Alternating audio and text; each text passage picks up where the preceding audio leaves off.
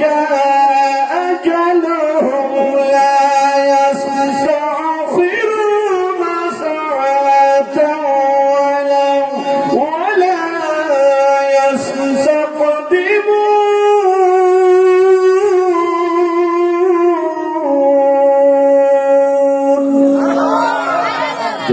الله أكبر মৃত্যুর সময় তোমার যখন ঘনিয়ে আসবে একটা সেকেন্ড তোমাকে সময় দেওয়া হবে না। মালাকুল মাউত তোমার প্রাণ পাখিটা টান দিয়ে নিয়ে যাবে, একটা সেকেন্ড তোমাকে সময় দিবে না।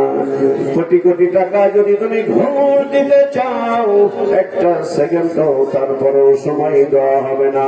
মালাকুল মাউত যার সঙ্গে জীবনে দেখা করবে, একবার দেখা করবে, বলুন কয়বার?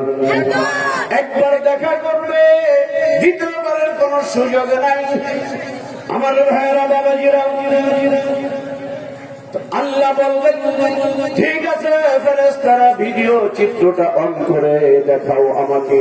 ওই সময় আজকে এই খলিলপুর বাজারের মাহফিলটা আমার আল্লাহর কুদরতি চোখের সামনে ভেসে উঠবে।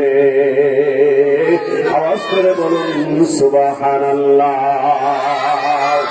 আল্লাহ ডাক দিয়ে বলবে, এ রহমতের ফেরেশতা, আমার এই বান্দা আসলে তো সত্য কথা বলেছে। ভিডিও চিত্র প্রথম থেকে শেষ পর্যন্ত দেখাও। কোন এক সময় দেখা যাবে ভিতরে বসে বসে আমি আপনার সুবহানাল্লাহর আমল করছি, আলহামদুলিল্লাহ আমল করছি, আল্লাহু আকবার বলেছি। এই আল্লাহু আকবার বলাটা আমার আল্লাহর কাছে পছন্দের হয়ে যেতে পারে। আল্লাহ ডাক দিয়ে বলবে, এ ফেরেশতা, তাহলে এই মাহফিলের মাঝে বসে বসে আমার বান্দা, আমার বান্দি তাকে দেখো, জান্নাত জাহান্নাম দেখে নাই, আমি আল্লাহকে দেখে নাই।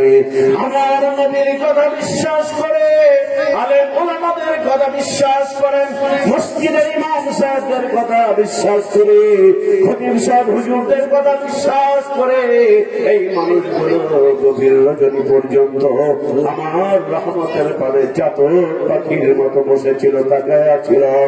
এ রহমতের ফেরেশতার সাক্ষ্য থাক, আমার রহমতের দরজায়, আমার রহমতের দরিয়ায় দোষ পয়দা হয়ে গিয়েছে। আমার এই বান্দা বান্দির জীবনের গুনাহ খাতা মাফ করে আমি আল্লাহ এই মুহূর্তে ওদেরকে জান্নাতুল ফেরদাউসের মেহমান বানিয়ে দিলাম।